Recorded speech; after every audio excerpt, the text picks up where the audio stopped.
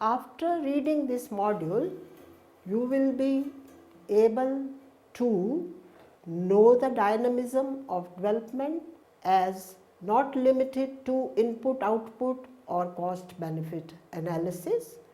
You will be also able to define institutions in terms of formal and informal constraints, and you will be able to explain the effects of economic, political and social institutions on economic development, and it will help you to examine the role of inclusive and participatory institutions in determining the level of development, as well as you will be able to understand the conflict between economic and political groups and its impact on economic development, and moreover you will be able to analyze and evaluate the possibilities of improvement in these institutions.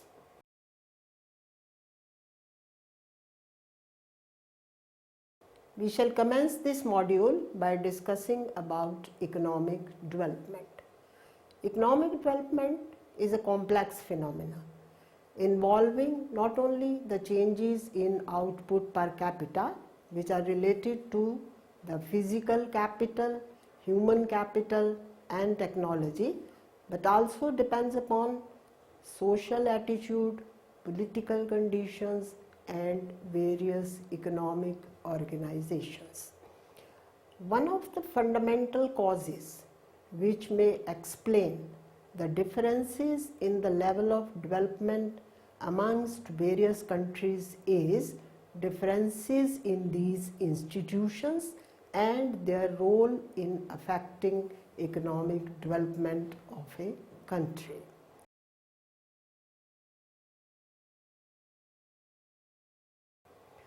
So, let's first discuss about the growth and the dynamics of development.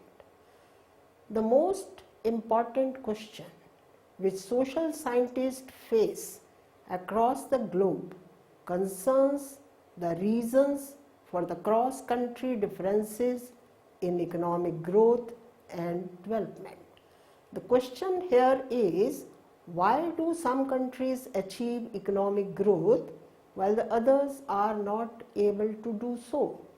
This question also leads to another question as to what can be done to induce economic growth and improve the standard of living of people in a society.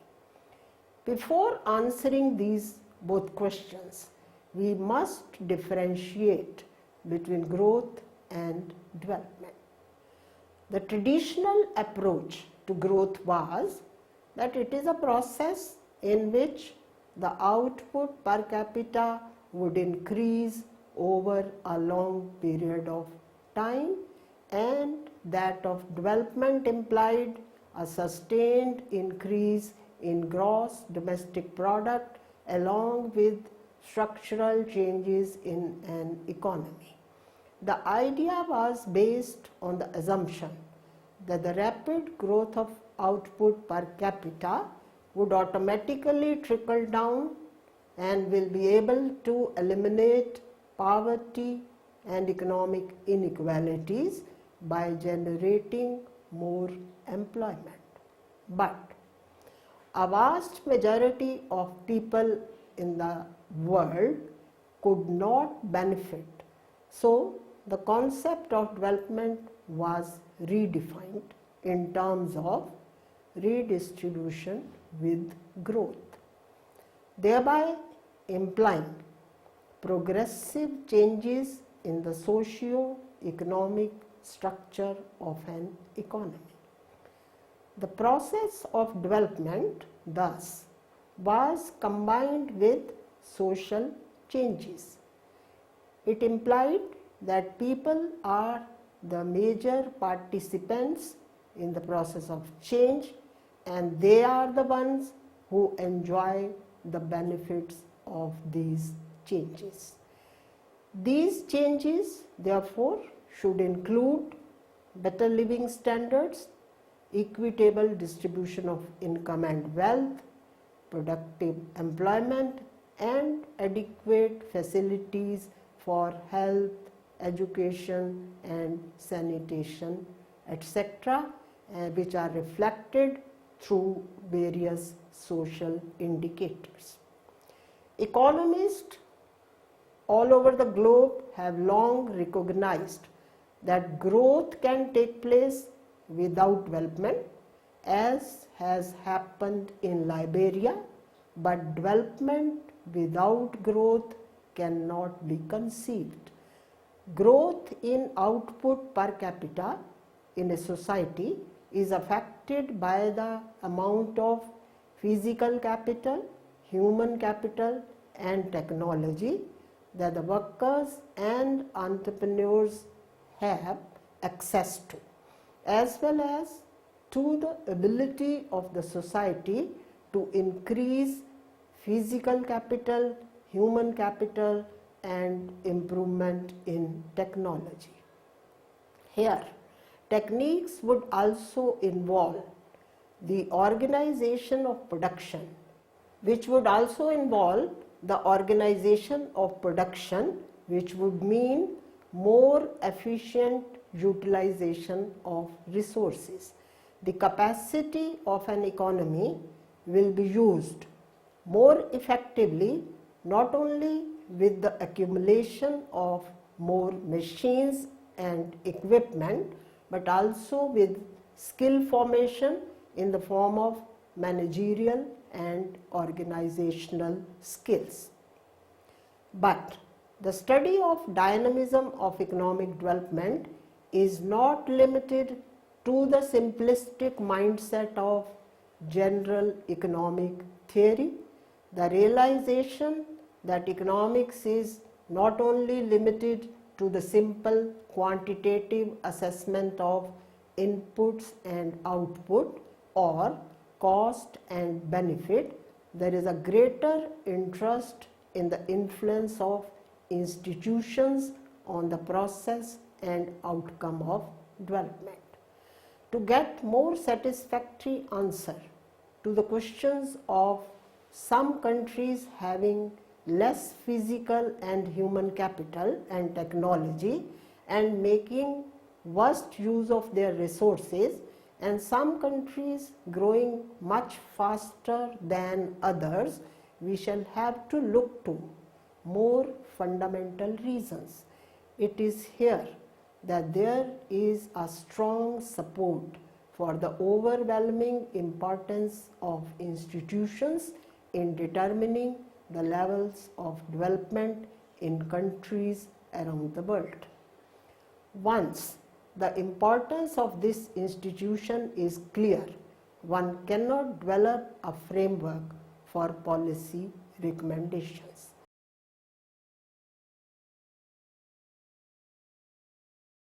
So, let's now understand the meaning of these institutions. According to Douglas North, institutions are the rules of the game in a society, or more formally, these are the humanly devised constraints that shape human interactions. From this definition, three important features emerge. One, that these are the humanly devised constraints which contrast them with others like geographical factors beyond human control.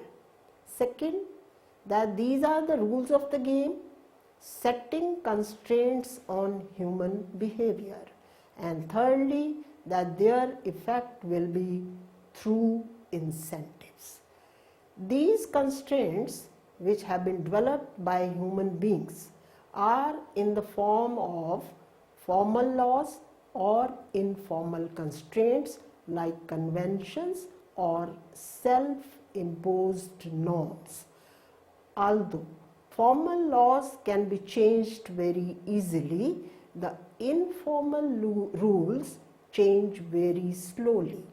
But It is the interaction of both that leads to economic development.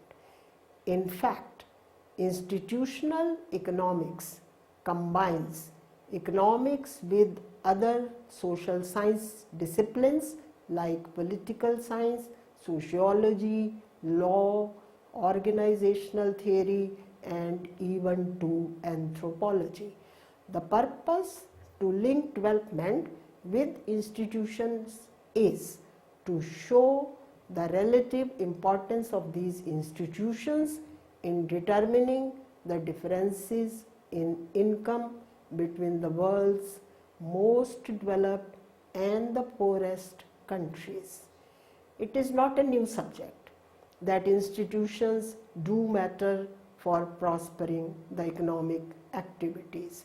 Even Adam Smith, in his Wealth of Nations, has referred to the importance of justice, private property rights, and the rule of law in the process of development. Institutions can differ between societies due to their methods of collective decision making, for example, in democracy or dictatorship. These can also differ as a given sets of institutions are expected to and do function differently as the political power lies with different groups or social classes.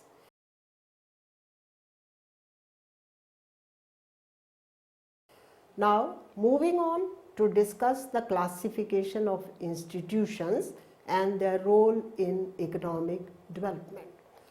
Broadly, these institutions can be classified into A. Economic institutions, B. Political institutions, and C. Social institutions. Firstly, we take economic institutions.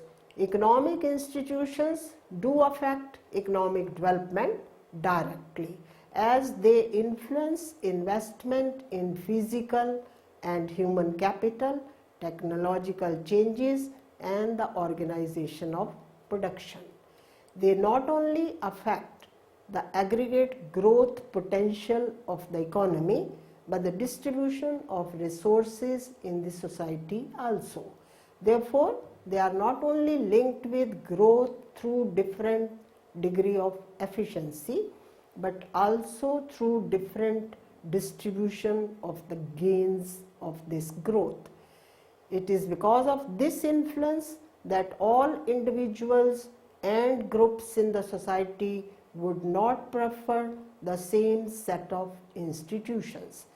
This leads to a conflict of interest over the choice of institutions among various groups.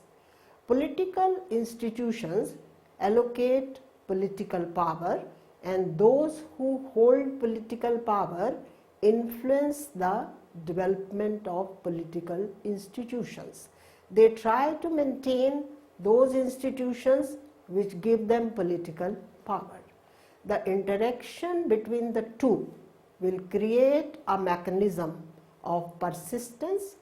Those who are getting more resources will have more political power and will push for such economic and political institutions which are favorable to their own interests. While political institutions work through political power, economic institutions of markets, infrastructure, financial organizations, property rights, and economic organization like planning, etc., have their influence through costs, return on investment, distribution of resources, cooperation, and increased social capital. In market organizations, buyers and sellers meet to determine the prices of commodities. The rational prices thus determined are good indicators of decision making and help in allocation of resources. to take advantages of the opportunities for trade with different groups and increase the size of economic transactions. Only cultural ties are not enough. There is a need for institutions like organized markets, which ensure agreements on the details of exchange and compliance to agreed conditions, which will include contracts, codes of conduct, standardized weights and measures, and enforcement through law, etc. Institutions which provide all these facilities reduce the transaction cost, the bargaining cost, and the enforcement cost, and are thus conducive to economic development. In most of the less developed countries, particularly in their agricultural sector, the markets are unorganized, where the producers are not able to take risks through long-term contracts. They therefore restrict output and investment. Now, to take advantages of trade opportunities and increase the size of market, there is a need for greater information about trading partners and those institutions which ensure agreements on exchange and implementation of the agreed conditions. The institutions of private property rights increase the security so that the risk in any economic transaction is matched by the appropriation of its benefits. If this right is protected, individuals are more willing to invest and even to incur sunk cost.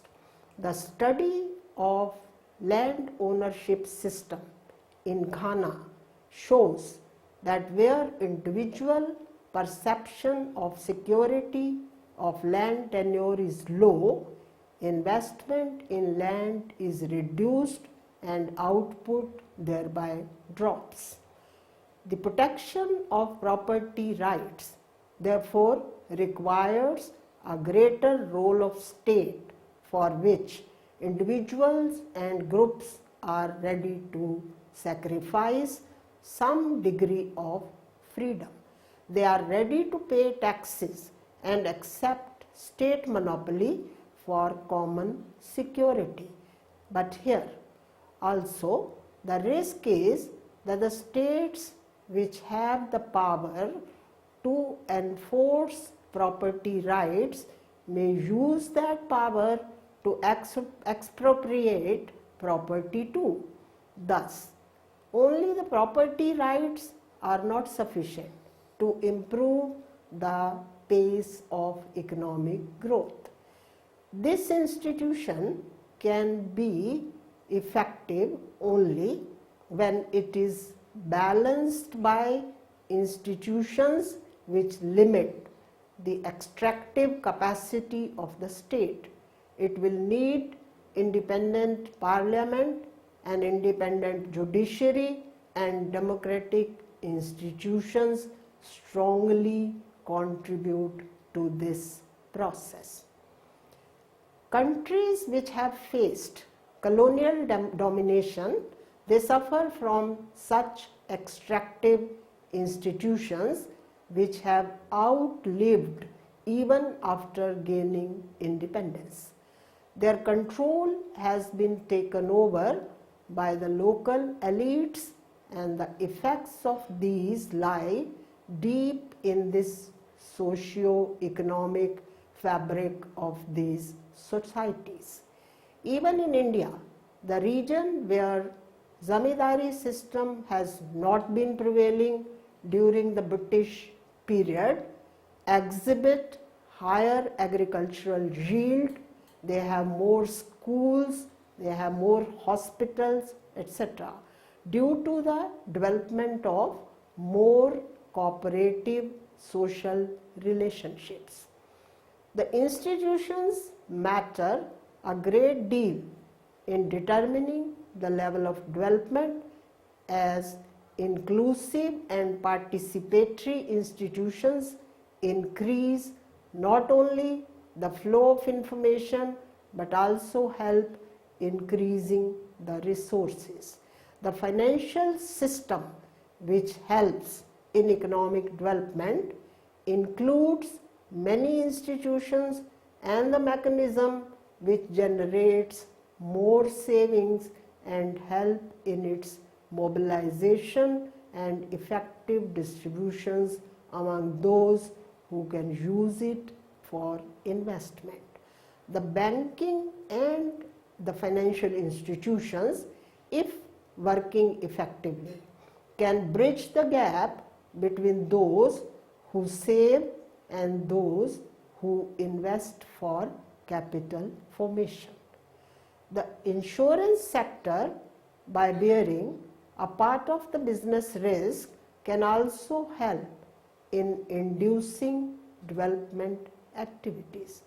The pace of development is also affected by the strategy of organizing the process of decision making.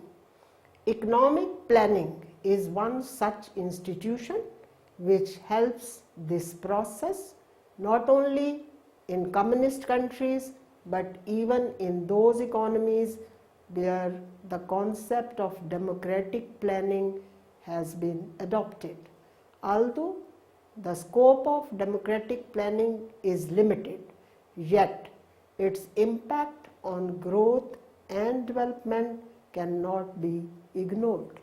The purpose of economic planning here is to reconcile the conflicting interests so that they subserve the national interest. Its success would depend upon the extent to which public sector is able to pursue the socially desirable goals, b, the extent to which the state is able to guide the private sector to follow these goals, and c, the extent to which the state is able to check the distortions in investment decisions. Therefore, the welfare state is another example of an institution which pools resources to limit the negative effects of trade cycles on incomes and employment in an economy. The political environment and the decisions of the government help in providing more funds for investment in infrastructure, which is an essential precondition for economic growth. It is not only economic infrastructure in the form of transport, communication and power, but investment in education, health and information sector is also necessary, which will be complementary to private investment. Informal institutions like public agencies, trade unions, community structures and professional associations also help in promoting the growth process of an economy.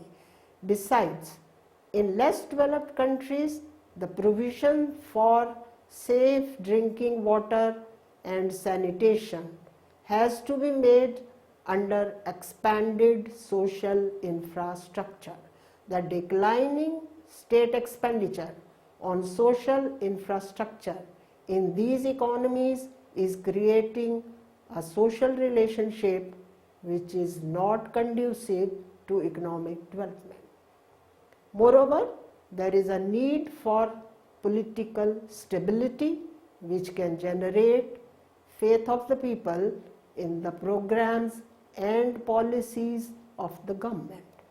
It is this faith which drives the people to make investment in various fields of economic activities.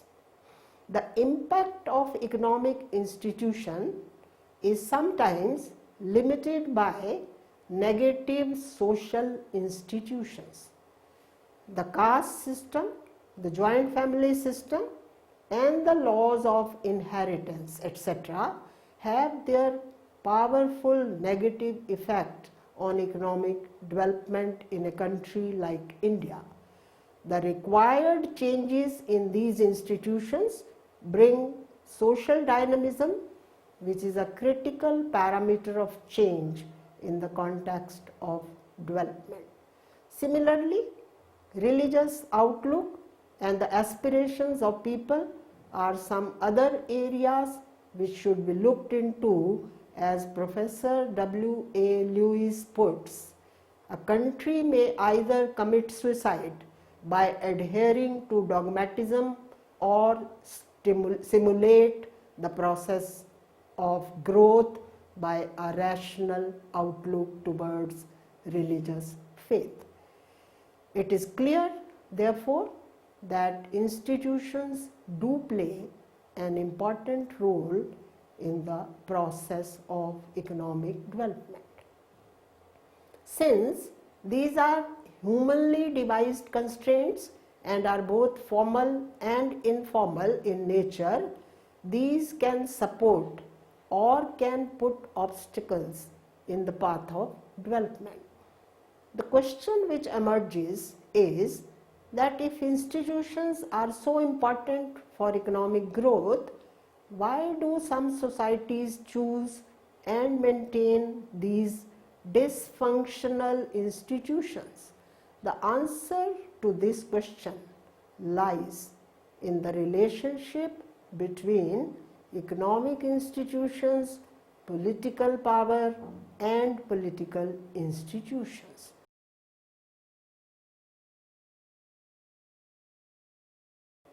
In the next part, we shall discuss about the interaction between economic institutions and political institutions. Economic institutions not only matter because they influence investment in physical and human capital, technology, and organization of production, but they also determine the distribution of resources in the society. The problem arises when the economic institutions may lead to a conflict of interest amongst various groups, and the political power of different groups decides about the choice of economic institutions. When a particular group is rich relative to others, it will increase its political power and will be able to push for those economic and political institutions which are favorable to its own interest. It is due to this persistence that reforms become so difficult. But despite this persistence, there is a potential for change in terms of shocks to the political power, in terms of new technologies and the international environment. This may generate major changes in political institutions, leading changes in economic institutions, and thus may prove helpful to economic growth.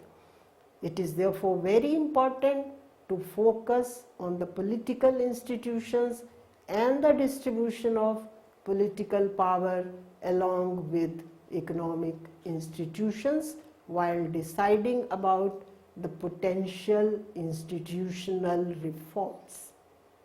Moreover, a direct reform in a specific economic institution may be ineffective and may even backfire, as there are different ways and instruments to achieve any goal. Taking away one instrument without changing the balance of power can lead to just a replacement of one instrument with the other. Historically also, various countries, while attempting institutional reforms, have faced various problems and have remained unsuccessful in such reforms. Nevertheless, countries do change their institutions and they move into different development paths. The obvious examples in the post-World War II are Taiwan, China in late 1950s, and Singapore, the Republic of Korea, and Botswana in 1960, and Chile and Mauritius in 1970s. Britain also underwent an important process of institutional changes successfully, firstly in the 17th century and then in the 19th century. These changes in various countries took place both under the authoritarian regime as well as under democracy. The obvious result on the discussion made above is that one of the main determinant of cross-country differences in income per capita is the differences in institutions. These differences in institutions are the outcome of different collective choices which further reflect the difference in political institutions and distribution of political power. Although it is a difficult task to change these institutions and thereby to solve the problem of poverty and inequality, yet there are examples that countries do reform their negative institutions and solve the problem of stagnation and move to rapid rates of economic growth. The example of economic development of China after 1978 shows that this takeoff was the result of the institutional and policy reforms. Growth did not occur in China because some geographical constraints were removed or their culture changed, but growth occurred because more power came in the hands of those who wanted to push through these reforms.